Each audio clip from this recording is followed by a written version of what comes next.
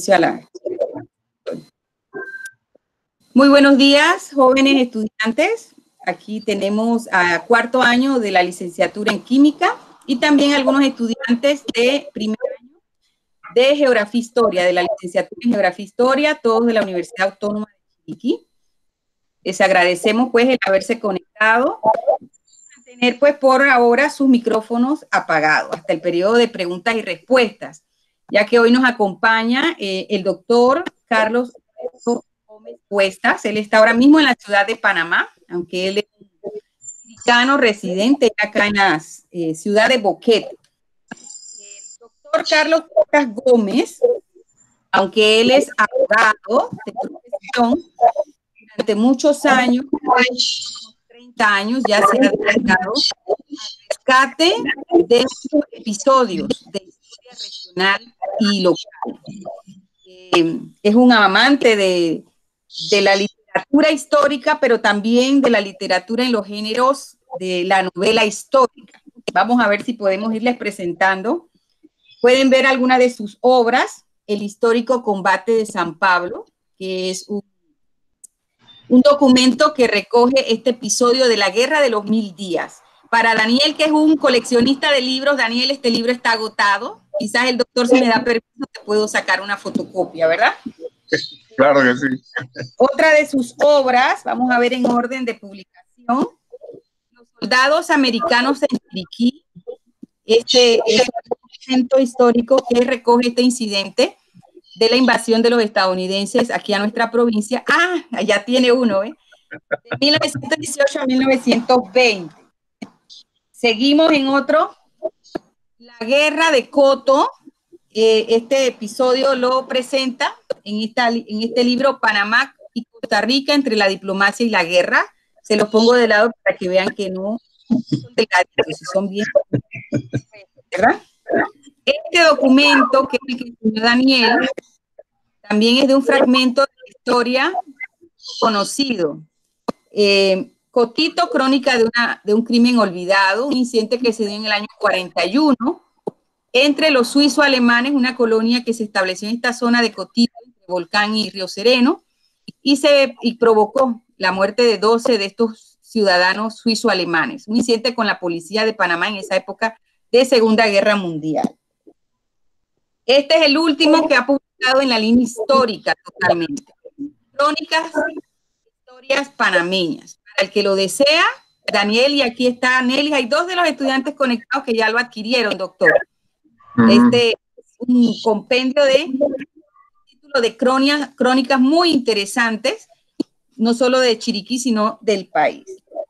Y en el género literario de la novela tenemos estas obras: Altivez, como ven aquí, presenta los incidentes, las revueltas que hubo entre conservadores y liberales aquí en nuestra provincia, sobre todo aquí el incidente de los guaraperos de 1866, del siglo XIX, aquí, que se dio en el barrio Bolívar.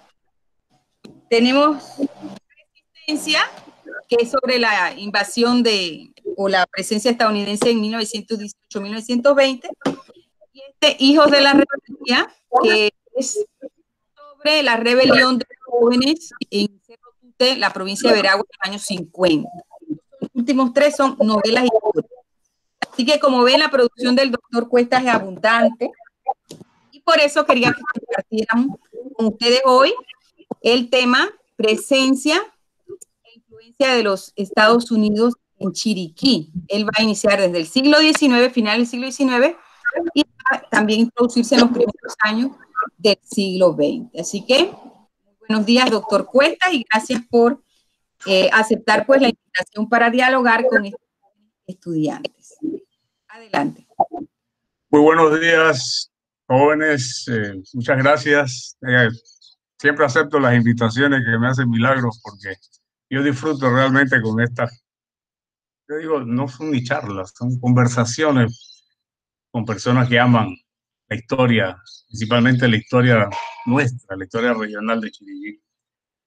Bueno, el tema de hoy tiene que ver con los intereses norteamericanos en Chiriquí. Entre mediados del siglo XIX hasta inicios ya del siglo XX.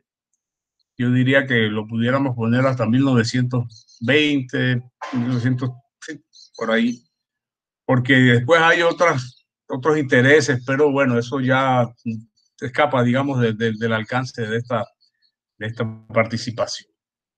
Miren, yo he podido investigar que los primeros intereses, o sea, los primeros norteamericanos que con fines económicos llegan a Chiriquí es por allá por 1837, cuando dos ingenieros americanos, uno de nombre James Agnew y el otro de nombre William Randolph, llegan a Chiriquí con el fin, eran ingenieros provenientes de la ciudad de Filadelfia, con el fin de hacer exploraciones de eventuales yacimientos de carbón y también de alguna manera vinculados a una empresa norteamericana importante que cubrirá ese periodo en Chiriquí, la Chiriquí Improvement Company, que fue fundada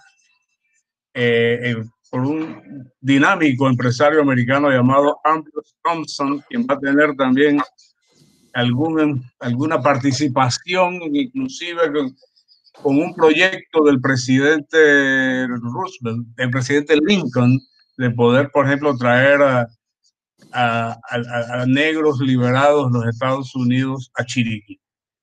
Bueno, pero ¿cuál era la razón de ser de estos ingenieros y de la Chiriquí Improvement Company? Ellos buscaban yacimientos de carbón. El carbón era estratégico para la flota norteamericana, la armada norteamericana. En ese tiempo los barcos, y ya Estados Unidos era una potencia imperialista en plena expansión, necesitaba que tuviese carbón. Pero también le interesaban a la Chiriquí Improvement Company esa idea que todo el siglo XIX predominaba sobre el istmo de Panamá, y era la posibilidad de hacer un canal, en este caso no marítimo, sino un canal terrestre que comunicara la ciudad de David con Chiriquí Grande. Y vamos a encontrar una serie de concesiones de miles de hectáreas a estas empresas para que se pudiera hacer ese camino entre David y Bocas del Toro. Hay que decir que a mediados del siglo XIX, Bocas del Toro era parte de la provincia de Chiriquí. Recordemos que Chiriquí se fundó como provincia en 1849, el día 26 de mayo. Pero no fue sino hasta muchos años después en que la parte de Bocas del Toro, que era considerada una comarca, fue adscrita por el gobierno colombiano de la Nueva Granada administrativamente a Colón. Y entonces va a haber siempre una vinculación de Bocas del Toro con Colón, claro, porque no existían las comunicaciones terrestres que tenemos hoy, y que sabemos que la carretera transísmica que va de Chiriquí a Bocas del Toro es de los años prácticamente 70. Entonces, nosotros vamos a ver una serie siempre de reclamos, de concesiones, de peticiones de concesiones de tierra, y no solamente de la Chiriquí Improvement Company, ¿no? También en el libro que mencionó Milagros de soldados americanos en Chiriquí, tenemos pues que otros americanos, otros empresarios lograron esas concesiones. Entre ellos mencionamos, por ejemplo, a el señor Boyd, Albert Boyd, que tuvo una concesión de 25,000 acres. Esos son aproximadamente 6,000 hectáreas. Son esas dimensiones de concesiones de tierra. Y también otro señor, F. Ellinger, quien obtuvo 1,000 hectáreas para hacer establecimientos ya agrícolas. O sea, Chiriquí se convertía no solamente tenía una importancia estratégica por el carbón, cosa que después se demostró que no había ninguno hallazgos de carbón. Y en esto también hay mucha especulación, ¿no? Mucha especulación. Pero sí comenzamos a ver una serie, pues, de norteamericanos que principalmente después de la construcción del canal, llegan a Chiriquí a instalarse, principalmente para cultivar el café en Boquete y para cultivar azúcar, o sea, caña de azúcar, cacao, caucho e inclusive cocos. Habían también en el área de Barú zonas que en esa, bueno, el área de Coto, porque en ese tiempo Coto era parte de Panamá. Habían intereses de estos cocales inmensos que se querían hacer producir. Pero bueno, aparte de la Chiriquí Improvement Company, que fíjense bien que va a tener una presencia de más de 50 años en Chiriquí, porque todavía en 1905 en David había una oficina de esa compañía, una compañía fundada en Nueva York y que había tenido pues todo este manejo y todas estas cosas. Hubo inclusive algunas cuestiones que son interesantes desde un punto de vista institucional, jurídico institucional. Por ejemplo, Chiriquí y Cuero y Panamá y Veraguas, a partir de 1853, de acuerdo a la constitución de la Nueva Granada de ese mismo año, tuvieron constituciones provinciales y en esas constituciones se le daba a las provincias precisamente una gran autonomía administrativa. Y hubo algunos conflictos porque esa autonomía provincial no llegaba, de acuerdo a la constitución de la Nueva Granada, a que ellos pudieran conceder a ceder esas grandes concesiones, y se plantearon entonces problemas con el gobierno de la Nueva Granada, que llegó a anularlo. La Corte Suprema de Colombia anuló muchas de estas concesiones, entre ellas algunas de las que se le dieron a la Chiriquí Improvement Company, y la Chiriquí Improvement Company entonces comienza a hacer sus cabildeos ante el Congreso de los Estados Unidos para decir que ellos habían obtenido todas estas concesiones. Bueno, esa es una primera presencia. Luego, ya a principios del siglo XX, hay otra presencia también importante de otras compañías americanas. Entre ellas tenemos a la Panama Sugar Company.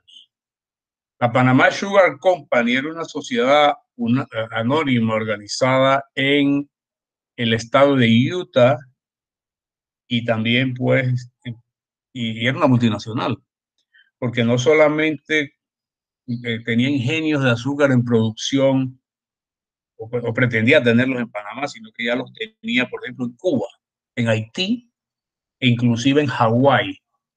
Hawái todavía era un territorio de los Estados Unidos, no era el estado que él tenía.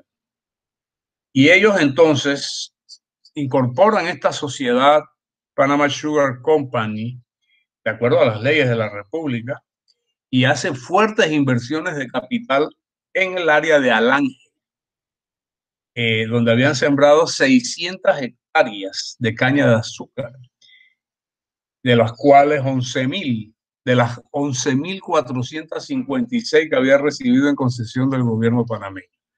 Esta Panama Sugar Company no es la Chiriquí Land Company, es una, es una compañía pionera, si se quiere, del cultivo de la caña de azúcar y del banano y del café, porque inclusive intentaron sembrar café en Alange, con poco éxito, por cierto, con poco éxito. Nosotros la conocemos un poco en la historia porque fue en su campamento, que estaba ubicado en lo que hoy es el corregimiento de Progreso, o llamado El Progreso, así se llamaba, era antiguamente Cuervo o Cuervito. Allí tenía ella su campamento principal, y en ese mismo lugar fue que el general Manuel Quintero Villarreal, cuando se da la guerra de Coto, es que instala, si se quiere, el cuartel general. Y de allí de Cuervito o Progreso es que se tira una línea telefónica hasta Coto. Imagínense lo que eso significó. Echar una línea desde Progreso hasta Coto, una telefónica, para poder tener las comunicaciones que son esenciales en cualquier episodio bélico. Se hizo, lo hizo un ingeniero también americano, de origen italiano, el ingeniero de la Cera, cuyos descendientes viven en Barú, el ingeniero de la Cera. Bueno, esa compañía entonces, la Panama Sugar Company, logró también concesiones para extender ramales del ferrocarril que ya se había construido durante el gobierno del presidente Belisario Porras. Recordemos que el ferrocarril nacional de Chiriquí se hizo en 1916 y originariamente era un ramal que iba de Pedregal en David a Boquete, y luego se extendió ese ramal ferroviario hasta la Concepción. En realidad, en 1921 no había llegado hasta la Concepción, sino hasta La Pita, ahí cerca de la Concepción de Bugaba. Esa compañía logra concesiones para extender ese ramal ferroviario hacia lo que hoy es Puerto Armuelles, y que en 1921 tenía un nombre no muy poético, que era Rabo de Puerto.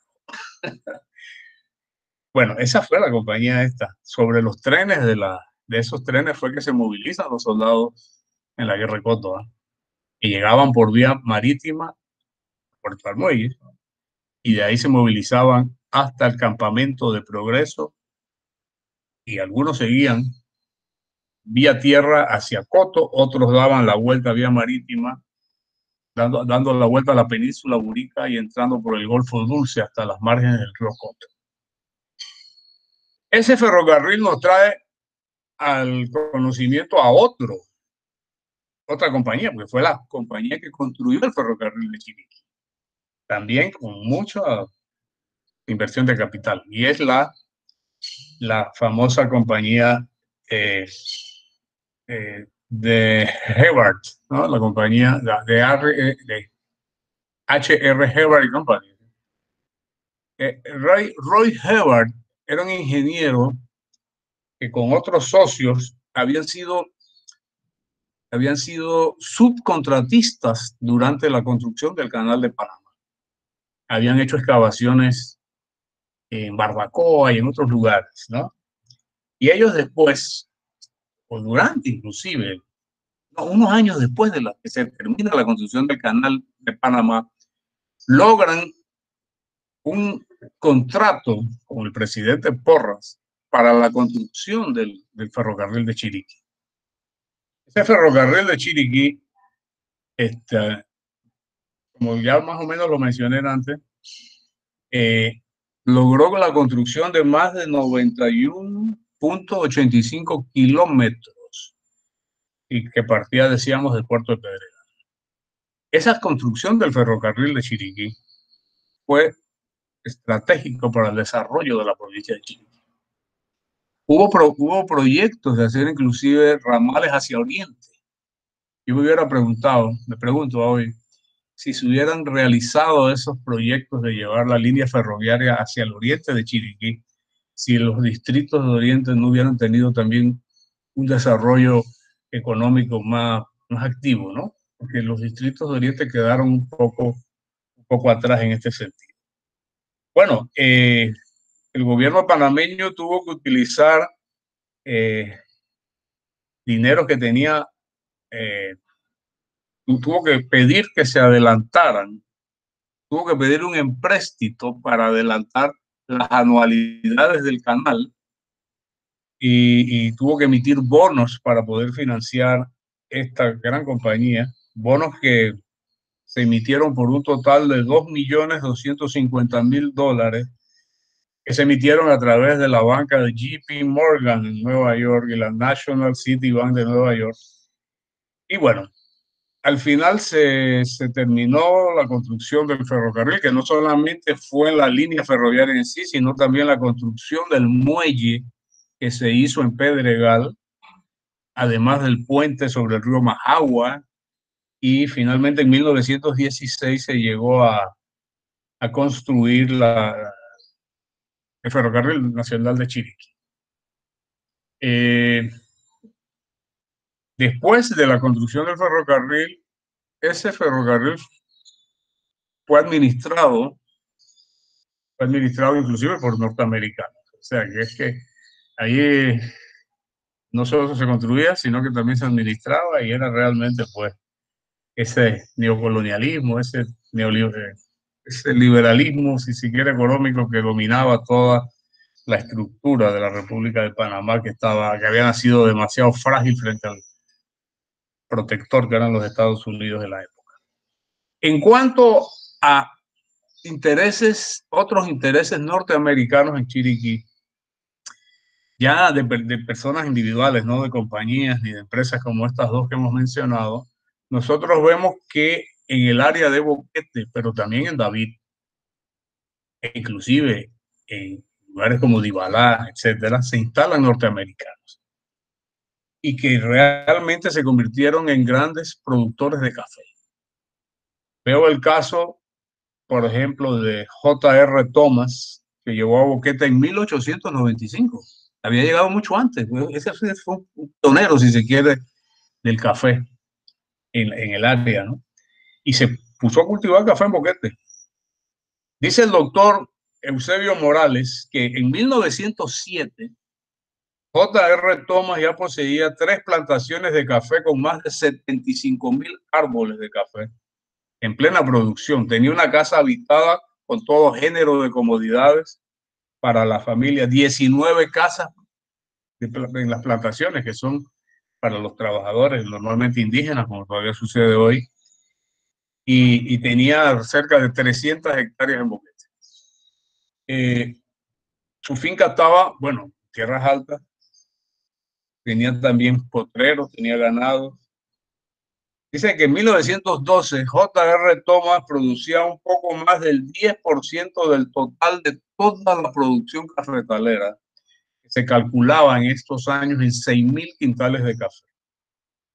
Él tenía, solito él, cerca de 600 quintales de café. Y no crean ustedes que el café se vendía barato, ¿eh?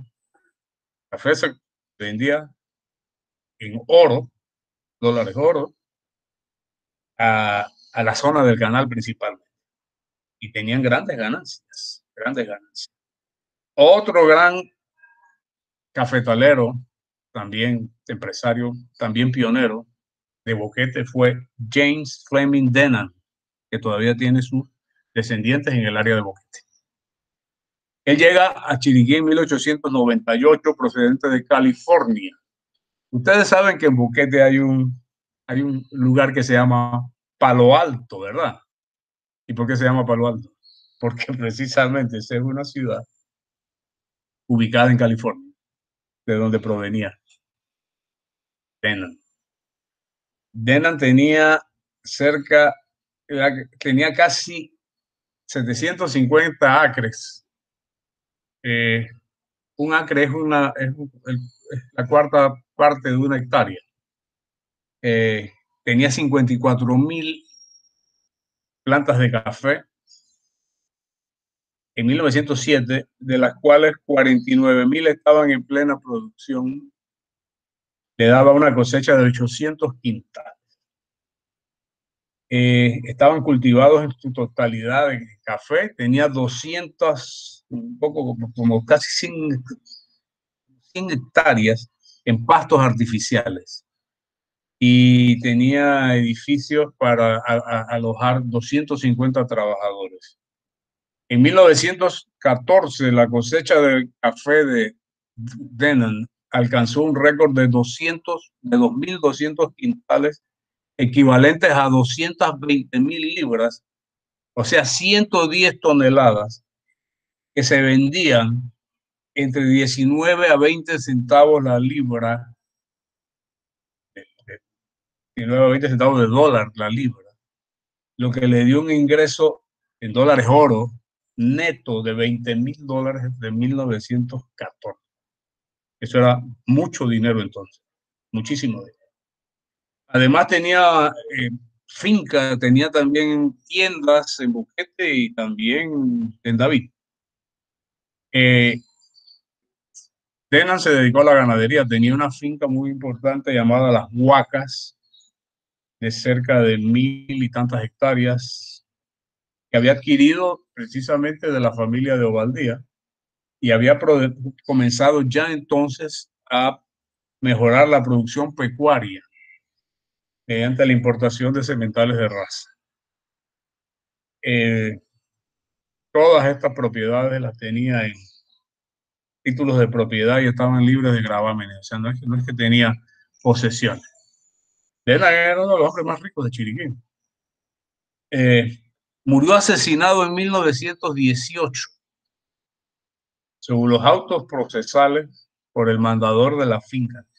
Dicen que Denham era un hombre muy violento, un tipo que muy déspota, y en un momento tuvo un problema, un altercado con el mandador de la finca Las Huacas, mandador de nombre Segundo González, a quien lo acusaron de haber causado su muerte, y se hizo un proceso. Y él fue herido y fue tratado de llevar herido a las Islas Paridas para que pudiera tomar el vapor que llegara hasta Panamá, porque en ese tiempo no había comunicación terrestre, sino marítima, pero él murió ahí en las Islas Paridas. Después se inicia todo un proceso sucesorio porque la esposa de la viuda de Denham, que lo había abandonado y se había ido para Estados Unidos, y Denham se había pues unido a otra señora panameña. Después la viuda regresó y se armó un proceso que todavía en los años 18 y 19 estaban siendo deslindados en los tribunales de la República. Otros norteamericanos que llegan a Boquete, principalmente, entre ellos canadienses, Frank Tedman, papá el ancestro de muchos de los Tedman que están allá, habían sido empleados en la antigua compañía francesa del canal interoceánico. Con sus dinero pudo adquirir tierras aptas para el cultivo del café. Modernizó su producción, llegó a acumular una regular fortuna. En 1907 poseía cerca de 10,000 plantas de café y en 1914 cosechaba cerca de 300 quintales de los 6,000 producidos en el año. Otros dos norteamericanos, N. Bradley y Ewell Lowes. Lowes están radicados, tienen familia en Dolega. Lowes. Dedicado siempre al café. Lowes tenía en 1907 7,000 árboles en plena producción perdón, Bradley tenía 7,000 plantas de café en plena producción. Lowes se había dedicado a la ganadería, principalmente a la cría de mulas de calidad superior. En el área de Dibalá y también en el oriente había norteamericanos. Uno de ellos, Charles Wilson.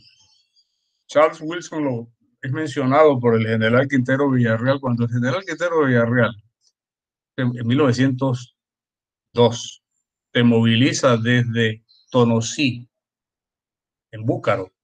Lo manda el general, el jefe del liberal de Herrera, lo manda a conquistar Chiriquí en la guerra de los 1000 días. Él llega a Coto por barco y ahí comienza a bajar desde Coto, llega a Alange y en Alange llega a Dibalá y en Dibalá le compra precisamente a Charles Wilson, que tenía una gran tienda ahí, le compró fusiles y le compró machetes. Esos machetes se hizo el combate de San Pablo, que fue ganado por los liberales. Pero esa es otra historia y la vamos a contar en otro momento. Kelso, en cambio, William Kelso, se instala en el área de Oriente, específicamente en el distrito de Remedios.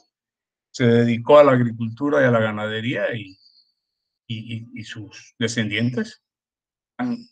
Yo tuve un compañero en la secundaria, sí mismo, se llamaba como el abuelo, William Kelso. Buen muchacho, hace tiempo que no lo veo. Otro de los más importantes, y quizá que ha entrado a ese ciclo de lleno a la historia de Panamá, es nada menos que William Gerald Chase. William Gerald Chase, que ahí lo estamos viendo, era un norteamericano, pero nacido en Costa Rica.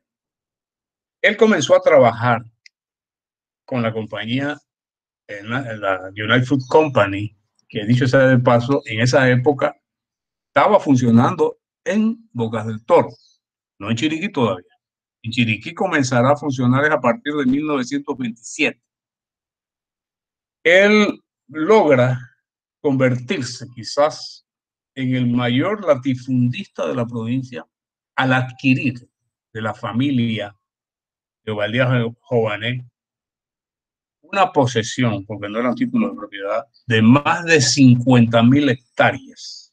Al final ni se sabía cuántas eran, porque algunos decían que eran 50.000, otros que eran 37.000. La verdad es que ni siquiera esto estaba medido como se debe hacer. Ese es el famoso Hato del Sitio de San Juan, que será una de las causas por las cuales los norteamericanos invadirán, ocuparán la provincia de Chiriquí de 1918 a 1920. El Hato del Sitio de San Juan tenía serie de climas, microclimas y variedad de suelos. No se sabía realmente la cabida de esas tierras. La venta, el contrato de venta que le hace la familia de Obaldía Jované a William Gerald Chase de los derechos posesorios, hago siempre constancia, era, decía, hacia el norte la cordillera, hacia el sur el Océano Pacífico. Y estaban entre el río Galique y el río, no me acuerdo el otro, uno de los dos ríos estos grandes que tenemos ahí. Entonces, cubría territorio de dos distritos. Cubría parte del distrito de San Lorenzo y cubría parte del distrito de Remedios. Entonces, esa sí era una gran posesión. Pero el problema es que Chase, cuando adquiere esos derechos posesorios, adquirió los problemas que los derechos posesorios conllevan. Y comenzaron entonces litigios en los tribunales en Chiriquí y en Panamá, y sistemáticamente, con los vecinos, sistemáticamente, Chase los perdía, porque él no había comprado, no tenía títulos de propiedad.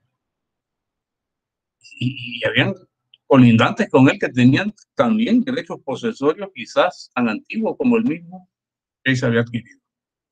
Pero Chase en esos años pesaba mucho, tenía mucha influencia ante el ministro Price, que era el embajador, entonces embajador de Estados Unidos en Panamá. Y se logra entonces, prácticamente después de unas elecciones en 1918, en junio, que los Estados Unidos mandaran primero 25 soldados a supervigilar las elecciones de diputados de esa época, y después fueran reforzados por 75 soldados más. ¿Para qué? Para presionar a los tribunales nuestros, para que le dieran razón a Chase. Entonces Chase se convirtió realmente en un personaje que vino a ser la parte del león con relación a todos esos campesinos e indígenas que vivían en esas amplísimas posesiones, porque de acuerdo a testimonios que hemos conocido, primero que todo tenía un matón ahí a órdenes de él, que se llamaba Cabo Solomon, y tenía también un contingente de la policía panameña y del ejército norteamericano para ir sacando a los intrusos, como él les decía. Y eso llegó a causar muchos conflictos entre panameños y norteamericanos en la provincia. Hubo otros norteamericanos, quizás menos conocidos, y hay que decirlo, algunos fueron víctimas también nuestras, fueron víctimas de autoridades venales, de jueces venales que hubo en ese periodo. Inclusive en el área de Bugaba. Ustedes han escuchado que hay un barrio de Bugaba que se llama El Calvario. El Calvario era una finca que tenía un señor llamado Penny Smith. Y Penny Smith no tenía familiares ni nada, vivía solo, y un día muere Penny Smith, ¿no? Como no llegó nadie a reclamar la herencia, el secretario del juzgado vino y se apropió de unas cuentas que tenía un banco. Otro norteamericano del nombre William Tarnot fue asesinado, lo mataron. Y el presunto victimario, de nombre Cruz Jiménez, que era sobrino de un subteniente de la policía, lo metieron preso y misteriosamente se escapó y se fue para Costa Rica. Bueno, también estaba la viuda de Denham, Carlota Parling, viuda de Denham, que, como les dije, sostuvo un largo litigio con una señora González, de allá, Andrea González, que había sido la compañera pues, de Denham en sus últimos años. Había otro señor americano, J.R. Ginuit, que vivía en David. Era un importante ganadero, pero él parece que era víctima de los cuatreros. En un solo viaje le llevaron 206 cabezas de ganado y le destruían las cercas. Otro norteamericano que vivía en Panamá, B. Duncan, creo que es familia o hijo o primo familiar de Jeff David Duncan, que tiene mucha influencia en Panamá. Jeff David Duncan era secretario del presidente Porras. Tenía nada menos que 50,000 acres allá en el área de Volcán. Pero yo me imagino cómo eran esas concesiones de tierra que se daban, miles y miles de hectáreas. Y él decía pues que allá el secretario del alcalde de Boquete había permitido que gente se metiera allí, que le robara ganado y que intrusos entraran en su propiedad. Otros norteamericanos que vivía en Remedios, John Boyd, también acusaba al secretario del juzgado municipal de que había alterado documentos públicos que perjudicaban sus intereses.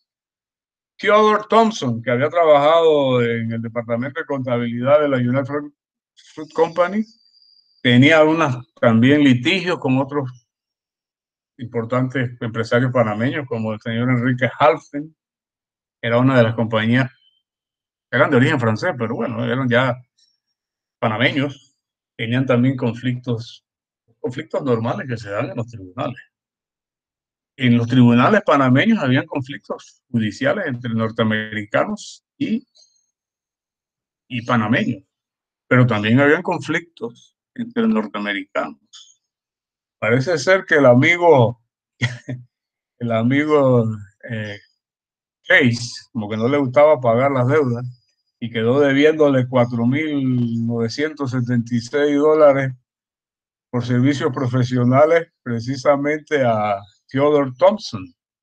Theodore Thompson demanda a Chase. Y bueno, otro personaje, pero este no es que tenía mucho que ver, era más bien un matón, era el famoso cabo Abraham Solomon. Y en otros trabajos que he escrito por ahí lo bauticé como el terror de la provincia, porque ese era un matón de verdad. Ese fue a buscar allá en Costa Rica al que había matado a Carnot y en vez de traerlo a la autoridad lo mató. Y al final Solomon, que era una especie pues, de perdonavidas en el área de Remedios, vino y estuvo abusando de mucha gente ahí, de un campesino, Benito Villamonte, que supuestamente se metía en las tierras de su patrón Chase y lo metieron en una cárcel ahí, y tenían ahí como si tuviera como un cepo. Al final este hombre se escapa y ¿cómo se llama? Solomon le da la cacería, ¿no? Y al final lo hiere. Cosa, Solomon fue enjuiciado y fue condenado. O sea, los tribunales sí funcionaban. Solamente que después que sale de la cárcel, el señor Solomon presenta una queja en una comisión que había de arbitraje, porque estos temas de conflictos entre americanos y norteamericanos y panameños se llevaba a una comisión arbitral que había y cosas. El caso de Solomon hizo que condenaran a la República de Panamá a indemnizar al matón este. Bueno, no sé cómo andamos de tiempo, Milagros. Si hay alguna pregunta, es el momento. Sí, pero yo creo que podemos pasar al periodo de preguntas y respuestas, porque nos ha dado pues un panorama general de la presencia y la influencia de los ciudadanos estadounidenses y de las empresas, para que los jóvenes tengan un panorama diferente. Siempre en esta materia de la historia de las relaciones de Panamá con Estados Unidos se ha visto lo que ha sucedido en Colón y Panamá por la zona del canal. Es importante que vean que esa influencia fue extra zona del canal, que ellos bajo el Tratado Jaibuno Varila tenían libertad prácticamente en todo el territorio panameño de actuar. Así que vamos a que los jóvenes puedan hacerle algunas preguntas, doctor. Buenos días, profesor Humberto.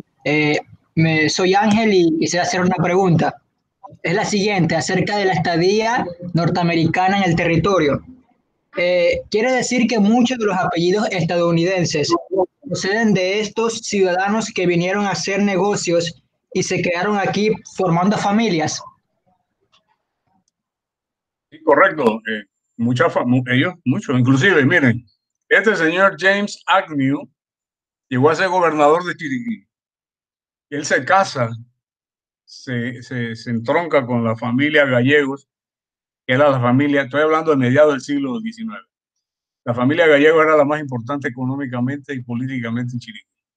Bueno, para entrar con los gallegos estaba José de Valdía. Antes de que se creara la provincia de Panamá, la provincia de Chiriquí, José de Valdía la crea, estando que fue vicepresidente de Colombia, ¿no? Y fue senador y todos los cargos que tuvo.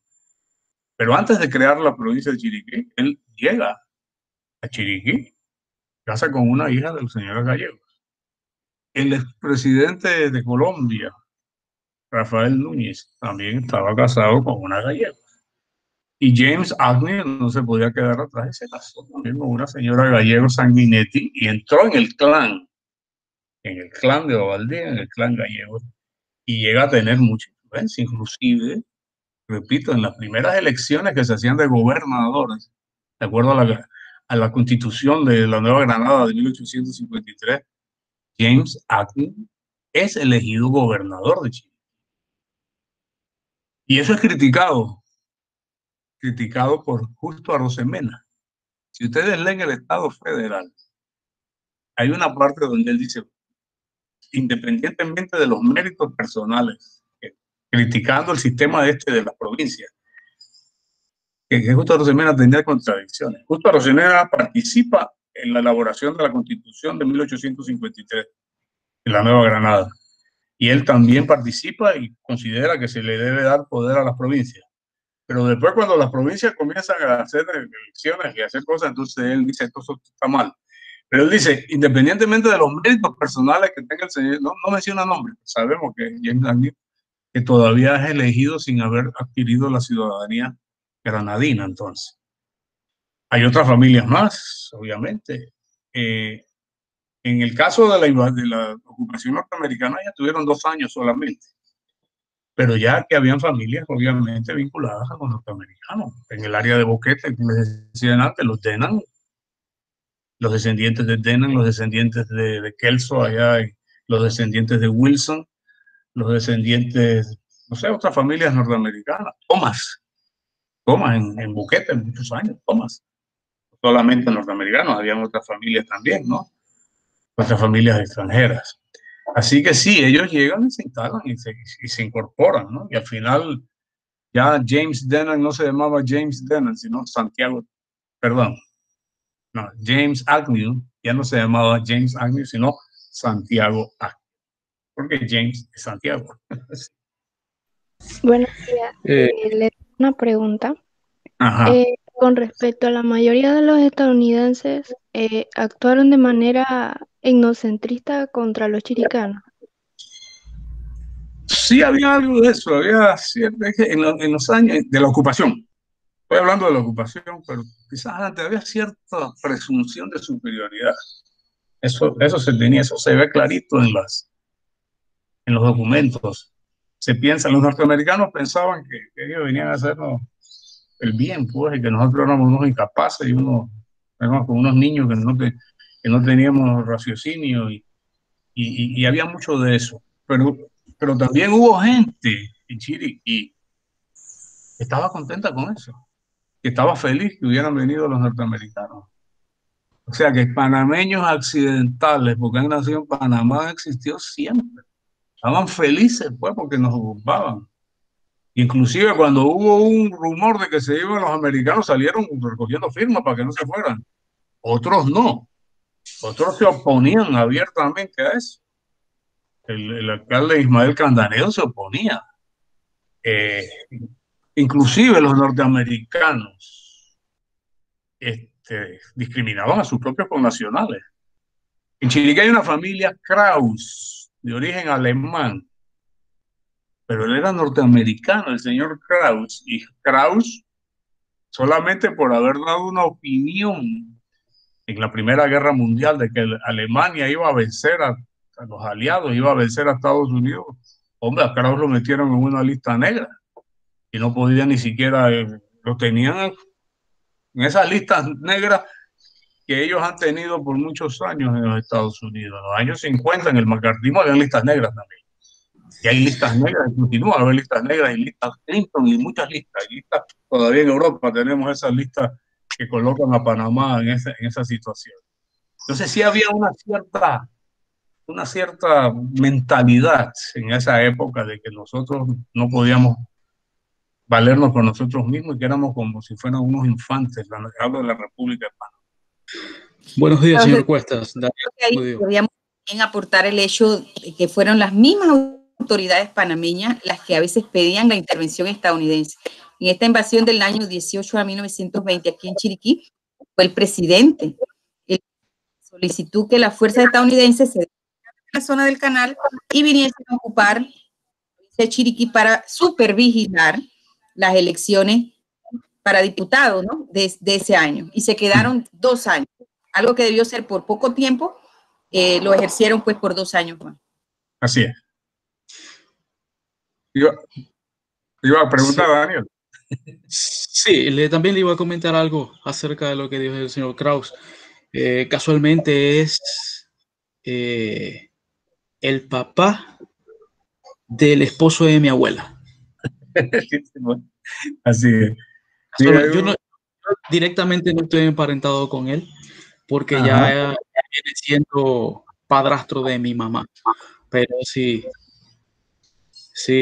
me acordé de eso y el hijo de él sí contaba, sabía mucho ese señor, muchísimo.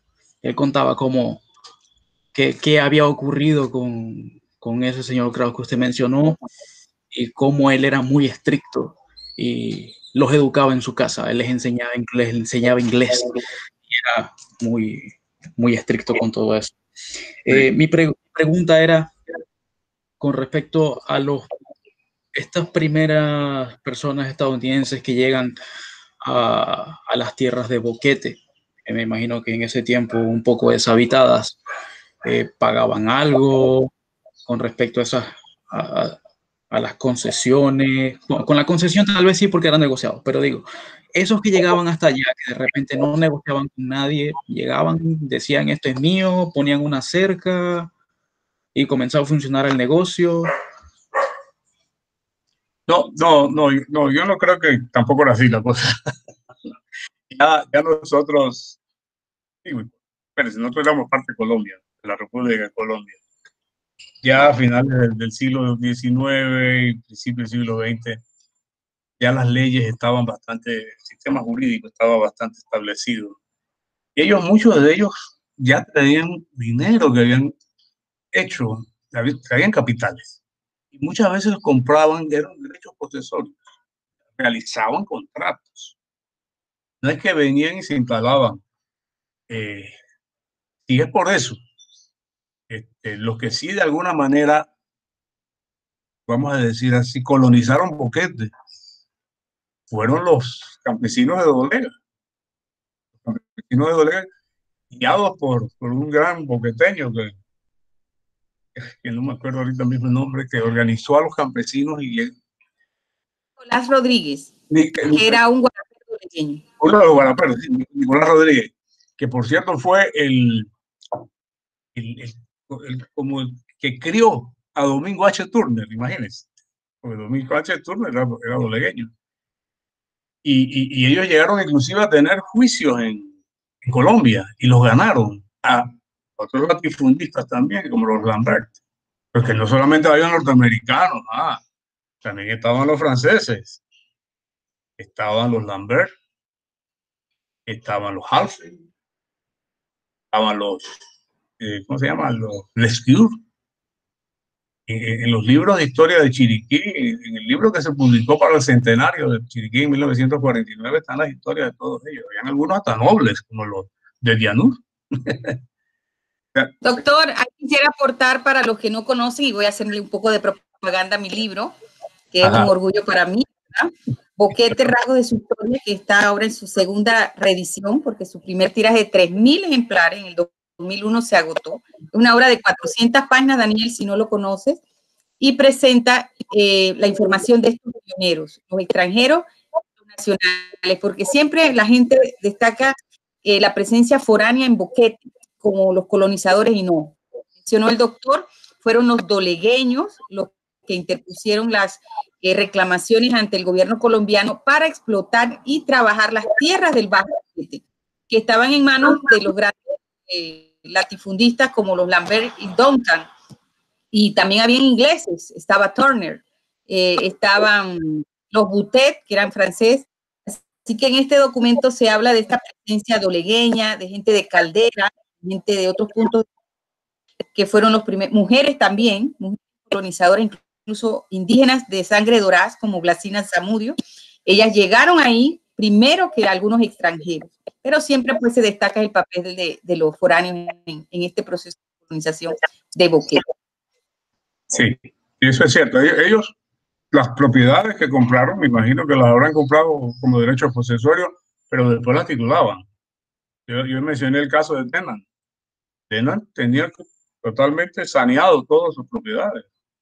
Y cuando se publicó ese famoso libro azul, que algunos lo habrán visto por ahí, era como una especie de exposición de los grandes señores económicos, los grandes empresarios. Un libro que no solamente se hizo en Panamá, también se hizo en Centroamérica. Entonces allí cada uno presentaba todo. Esa información que yo recojo, la recojo del libro azul. Y también pues las crónicas, que son muy interesantes, del doctor Eusebio Morales. Eusebio Morales llegó a Chiriquí. Ahí tiene el libro azul. Ese libro azul está escaneado, ¿eh? Se puede buscar en internet. Este libro vale $500. Cuidado que me vienen a saltar los muchachos acá. Este libro es de 1916, o sea que tiene 104 años. Es una reliquia. El mercado negro lo venden en $500. Sí. Pero bueno, ellos tenían sus títulos de propiedad. Ahora, ¿cuánto le pagaban a un trabajador? Pues yo no creo que le pagaban mucho, ¿no? Inclusive los que eran productores de café, y eso también está en los libros de Milagros, ha sacado hasta las fichas esas que ni le pagaban en efectivo.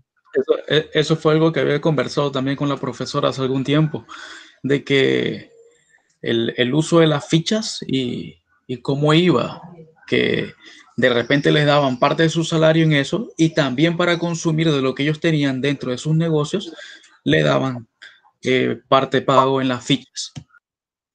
Así es. Y créanme, eso no era exclusivo de Panamá. Esa misma tarea la he encontrado en El Salvador, la he encontrado en Colombia. Y yo creo que una de las razones por la cual la Constitución dice no habrá moneda de curso forzoso, que dice así la Constitución panameña desde 1904, era que precisamente que ellos querían prácticamente convertir esas fichas en moneda. Y por eso es la razón de eso, para evitar esos abusos que se dieron seguramente. Mira, ahí tiene toda la... Así es. Una pregunta. Son muy valiosas hoy, muy valiosas. Un momentito, Paola, como estamos en un proceso de ilustración para todos los jóvenes, aquellos como Daniel, que acaba de participar, él es numismático, ha abordado el tema de las monedas. En Boquete, finales del siglo XIX y principios del XX, estos grandes caficultores, como los que mencionó el doctor J.R. Thomas, James Denham, otras familias como las Osorio de origen judío, panameños como Nemesio Ledesma, canadienses como Alexander Duncan McIntyre, acuñaban estas fichas que se le llamaban chaveta, una especie de moneda, para pagarle a los cosecheros, ¿no? y también esas monedas, algunas tenían incluso el valor de 5, 10, 25, 50 centavos, las recibían en los comercios boqueteños porque estaban amparados por los caficultores. Y estas monedas, también Arnulfo Arias tenía estas de colores, que son las últimas, y las otras eran acuñadas en metales valiosos. Daniel. Así que este es un sistema que se utilizó pues en la zona de Boquete y de Volcán. Importante pues aclararles esto. Adelante, Paula. Ok, mi pregunta es, ¿qué incidentes se dieron entre los ciudadanos estadounidenses y davideños cuando ellos ocuparon la ciudad en 1918? ¿Hubo alguna trifulca? Hubo muchas trifulcas. Había algunas en los lugares de mala vida, como se puede decir así. Hay un episodio que se da, es que en David había un barrio rojo. En realidad era la calle Octava, no sé, por allá, yendo hacia el aeropuerto, para allá, no sé.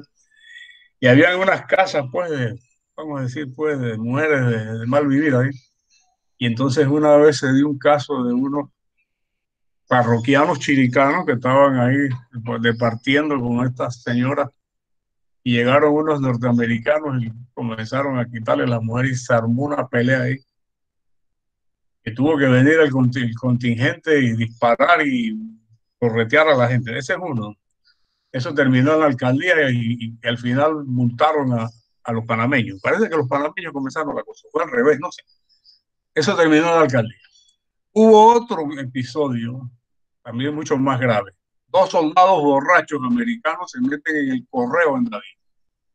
Y ellos estaban esperando carta de correspondencia y como no se los entregaban, abrieron la puerta, rompieron todo y comenzaron ellos mismos a buscarla. Bueno, allá en Remedios pasó lo mismo, llegaron y le dieron una puñera al secretario municipal de ahí. Hubo incidentes entre el mismo Chase, que Chase como que le gustaba andar por ahí, por la calle Octava, y también peleando con otros tipos allá. Eso está ahí en el libro. Yo, en el libro Soldado Americano de Chiriquí, hay un capítulo que está dedicado a eso. Otros se metían con los caballos en el parque. No sé si te imaginan el parque de Cervantes, en esa época tenía unas verjas de hierro grandes, entonces los tipos borrachos se metían ahí, los caballos, cosas de ese tipo. Eran casi siempre esos conflictos que están cercanos al alcohol y bueno, al machismo y propio de los lugares que todavía estaban un poco no muy desarrollados en civilización, ¿no? Pero eran de ese tipo, situaciones de ese tipo. No se diga la influencia que tenían la inteligencia. Los norteamericanos tenían oficiales de inteligencia, entre ellos el abuelo o el papá de William Colby. Había un teniente Colby. William Colby fue después director de la CIA. Y es donde comenzó ese hombre a hacer labor de inteligencia para averiguar indebidamente en los tribunales cómo andaban les pedían informes a los jueces, cómo anda el caso este. ¿Por qué no han resuelto esto a favor de la americana? De ese tipo, un abuso total, ¿no? Un irrespeto total a la autoridad panameña, a la que se prestaban también algunos quiricanos, vamos a decir la verdad, porque preferían ir donde el matón gringo, donde Solomon, por ejemplo, para resolver problemas en vez de ir a la alcaldía a resolverlos, ¿no? Cosas de ese tipo también hacíamos nosotros. En estas cosas uno no es que nosotros somos blancas palomitas, ¿eh? O sea, hubo casos también de abuso y de delitos que se cometieron contra los norteamericanos. Yo no estoy seguro si esa expresión del ganado bravo viene de allí o viene de un periodo anterior, pero eso algo tiene que ver porque la gente como que no era pasiva en estas cosas. La gente reaccionaba y bueno, entonces también había un choque cultural, ¿no? Los norteamericanos pues pensaban pues que nosotros tenemos que hacer todo lo que ellos quieran y que lo bueno para ellos, lo bueno para nosotros, cosas de ese tipo. O sea que no es así. A ver, ¿alguna más? Doctor, Ajá. sí, yo, lo que pasa es que yo soy del Bongo. ¿Usted Del Bongo, donde es el Bongo. Calvario. Es una comunidad Sí, del Bongo, Bongo.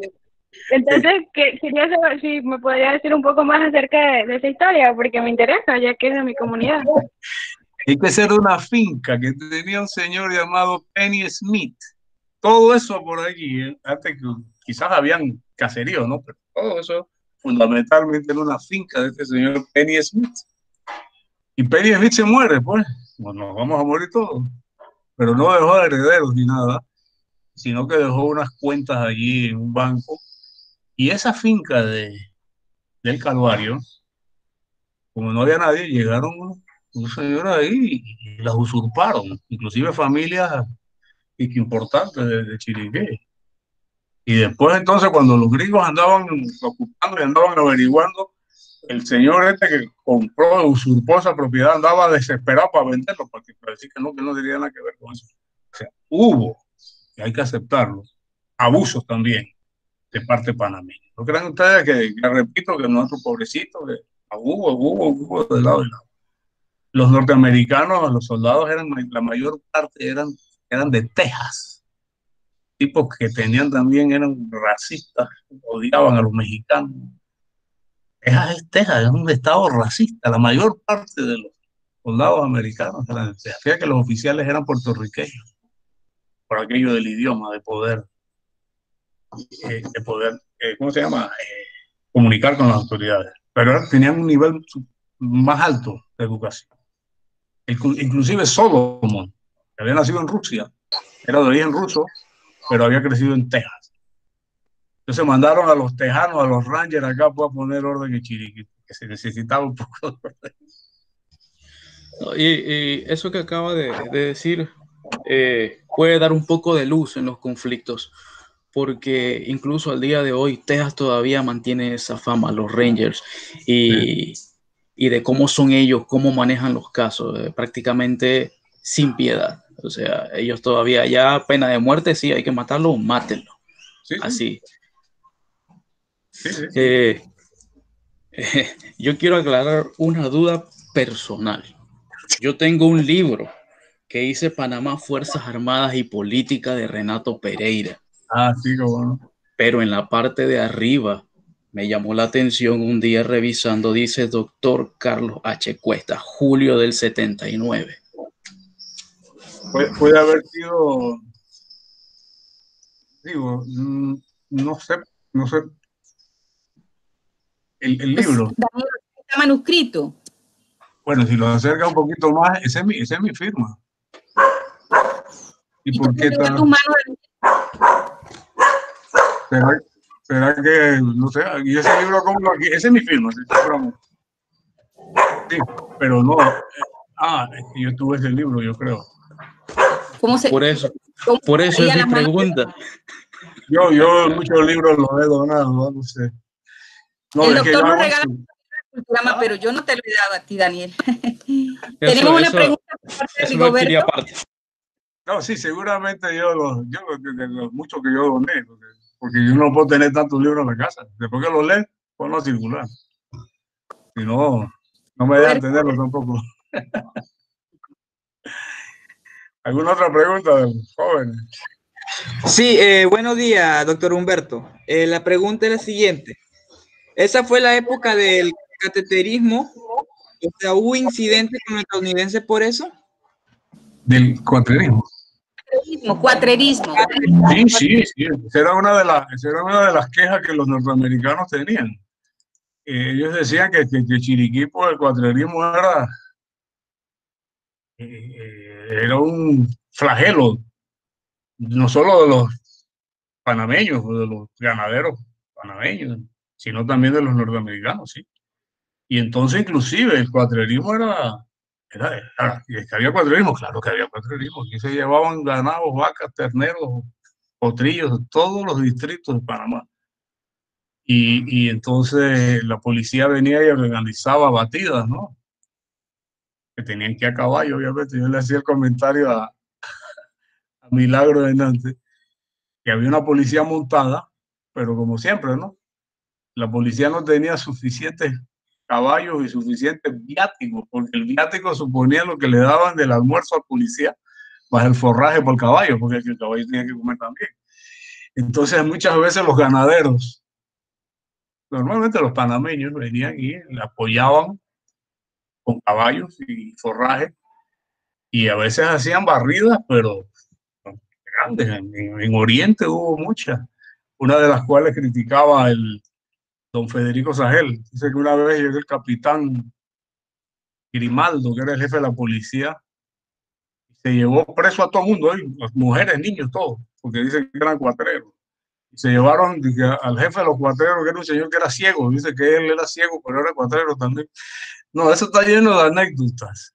Y el absurdo era que si hay una materia que ha sido regulada aquí, pero tantas veces, yo no sé cuántas leyes de cuatrerismo, en Panamá han habido tantísimas leyes porque siempre se ha considerado realmente un flagelo para la economía de una provincia que es fundamentalmente agropecuaria. Entonces se robaban caballos, yeguas, mulas, burros, todo se llevaban. Eso, hay muchas anécdotas, pero mejor no decir cosas. Muchas de las fortunas de los grandes ganaderos de Chiriquí, pues no eran de origen muy lícito. Además, otra de las razones de la intervención fue la excusa de que el señor Antonio Anguissola, de la Lastra, que había sido el hombre más poderoso de Chiriquí, lo acusaban de ser facilitador del cuatrerismo y lo metieron preso. Pero al final se hizo el juicio y no se pudo probar realmente que eso no se pudo probar por unas razones jurídicas, ¿no? Tú tienes que probar primero el hurto y después que pruebas que se ha cometido un hurto, entonces debes probar que acusa de favorecedor del cuatrerismo compró el ganado para... Pero a veces las investigaciones no se caían por esas razones, porque no había tampoco un ministerio público, que creo que tampoco lo tenemos hoy, suficientemente eficaz en esta. Así es. Buenos días, doctor Gómez. Yo también quería hacer una pregunta. ¿Podría decirse que las empresas estadounidenses influyeron en la cultura chiricana? Bueno, yo no creo. Vamos a ver. Si la presencia de ellos nos ha dejado en la cultura, yo creo que en general sí, porque Estados Unidos, Panamá, Estados Unidos han tenido una relación muy cercana.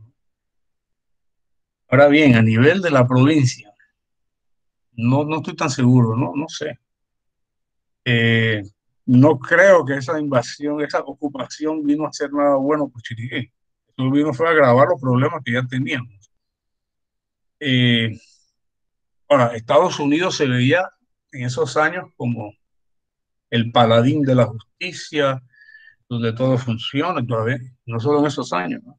Nosotros aquí tenemos quizás una visión un poco equivocada de lo que son los Estados Unidos. Pensamos que la justicia norteamericana es la mejor. Mentira. Si fuese así, ¿por qué Nixon, el vagabundo de Nixon, nunca tuvo preso? ¿Por qué un tipo condenado a cadena perpetua como Carlos Leder allá en Colombia terminando por la calle? El sentido ético no existe mucho en ese. Yo creo que con todos los defectos que tenemos, nuestra por lo menos concepción de la justicia tiene un sentido ético. Quizás no es eficaz, no todo el mundo paga por sus delitos, hay impunidad, sí. Pero si te condenan, no puedes venir y después ir a declarar por allá y te dejan en la calle. Ese es el sentido, una concepción totalmente pragmatista de los Estados Unidos. ¿Sí? Un país pragmático, que es la cuestión del resultado, no del principio.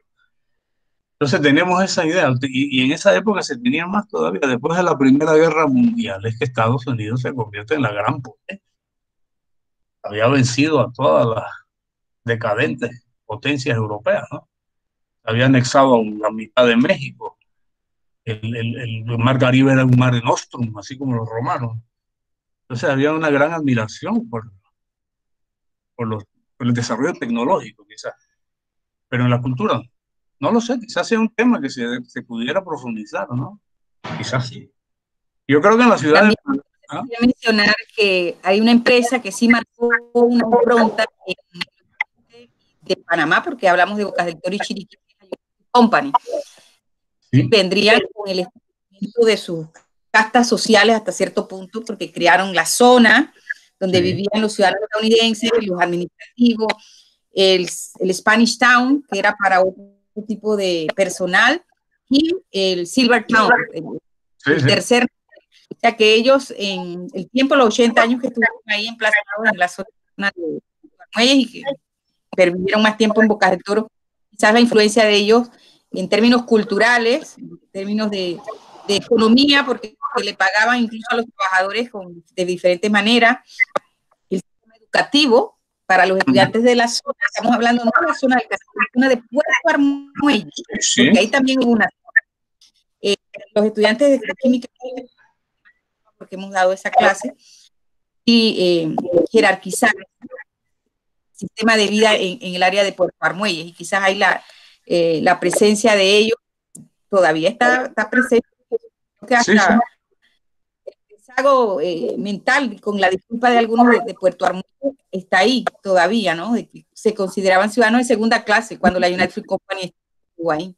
Sí, correcto, es cierto. Bueno, eso también se hizo en la zona del canal. Ahora, acá en el área metropolitana donde estoy yo en estos momentos, yo me puse el otro día a pensar, bueno, también la presencia de ellos significó desde el punto de vista sanitario progreso, ¿no? Ellos bonificaron toda la ciudad, hicieron acueductos, combatieron la malaria, asfaltaron las calles, o sea, sin duda que eso significó un progreso comparado a las ciudades centroamericanas, ¿no? En ese sentido, la ciudad de Panamá estaba bien. Pero por el otro lado, institucionalmente estábamos ahí sometidos, pues, a las listas negras y entonces me amenazaban, pues.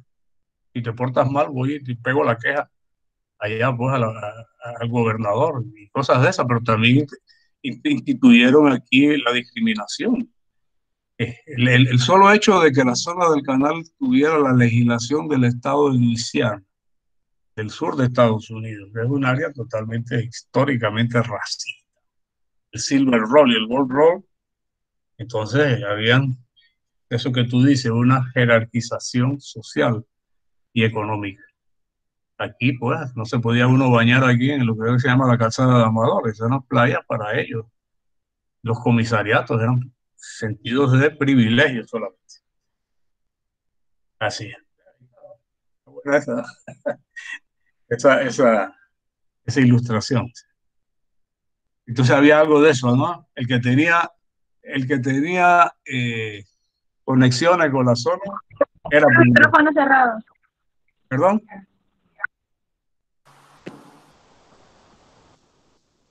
Lo que pasa es que tengo muchos archivos abiertos y entonces me cuesta buscarlo. Decía el doctor, como lo vamos a hablar, las playas, a veces esta era playa en el área del canal, era reservada para el uso de los empleados blancos del canal de Panamá. Compañía del ferrocarril, sus familias y sus huéspedes. Empleados blancos, ahí está, ¿no? Se llama racismo. Tenemos los comisariatos, ¿verdad? Sí. La entrada del comisariato Silver para los negros y Gold para los blancos. Bueno, y esa influencia cultural positiva, yo no sé, uno dirá que sí, pero yo creo que no. Pusieron todas esas cosas. Bueno, nosotros tampoco que también traíamos el racismo de la colonia española, ¿eh? Teníamos un sistema pigmentocrático aquí, eso lo sabemos, lo sabes tú, que se hablaba de acuerdo al color de la piel, ¿no? Todas las gradaciones que hay del color de la piel. Sí, claro, el sistema de castas. Otros jóvenes, el miércoles a las 7:30 vamos a tener ese tema. El racismo desde el punto de vista de un luchador por los derechos de los afroamericanos en los Estados Unidos, desde Pensilvania, el doctor Peter Sterling. Nos va a estar hablando de este tema con este grupo, pero en la línea antropológica, porque no hay racismo. Sí. Sí, es cierto. Genética solo son exactamente. Pero digo, desde el punto de vista social y socioeconómico, yo les recomiendo el libro de Mario Molina, ¿no? La tragedia del color. Ese es un libro espectacular, muy interesante. Realmente Mario Molina tiene ese trabajo que debe estar por ahí. Ese es un libro muy importante. Ese es un libro donde te menciona que aunque tú fueras un hombre en la época colonial, ¿no? ¿Sí? Y todavía, a mediados del siglo pasado, se daban las últimas manumisiones de los esclavos en Chiriquí. Hubo manumisiones y cosas de estas. Entonces ese es un libro importante. Yo creo que lo mejor que se ha escrito en Panamá. Para los estudiantes de historia, sobre todo. Bueno, doctor, los jóvenes tienen clase en un minuto con otros docentes. Así que vamos a ver. Dionisio Rodríguez, que es el que nos expresa pues algunas palabras de agradecimiento finales para el doctor. Recordamos que él se llama Carlos Humberto Cuesta. Ahora mismo ahí está usando en su perfil Humberto Gómez, que es su segundo nombre y su segundo apellido. ¿Sí? Es la misma persona. Es la misma persona. El mismo. A ver si Dionisio puede. Así, ahí está. Sí, por supuesto, agradecer al doctor Carlos Cuesta pues, por esta amena charla que nos ha presentado y así conocer poco más pues, sobre lo que fue la influencia estadounidense aquí en nuestra provincia de Chiriquí. Muy interesante cada uno de los puntos de vista que acaba de exponer usted. Y bueno, de esta manera agradecerles pues por la información que nos ha brindado. Bueno, muchas gracias. Muchas gracias. Por muchas gracias a los jóvenes que estén interesados. Yo soy la promotora de los libros del doctor. Él tiene todos los libros agotados. El único que le queda es este, sí. Crónicas de Historias de Panamá, sobre todo para los estudiantes de historia. Sé que para los de química quieren leer a Mary Curie y a Lavoisier, ¿verdad? Pero los de historia sí, ¿verdad, doctor? La mejor inversión que puede hacer un docente es en libros. El internet, bajar un libro digital no es lo mismo que disfrutar en una hamaca o al lado de un río, como lo viven en la comarca, disfrutar del Cerro Conejo acompañado de un buen libro. Así es. Bueno, muchas gracias, doctor, y muchas gracias a todos los jóvenes que se conectaron, incluso pues de invitados especiales que no son de la Universidad Autónoma de Chiriquí, como Ulises Montoto. Bueno. Muy buenos días y hasta pronto. Gracias por la atención y nos vemos la próxima vez. Okay, hasta luego. Gracias.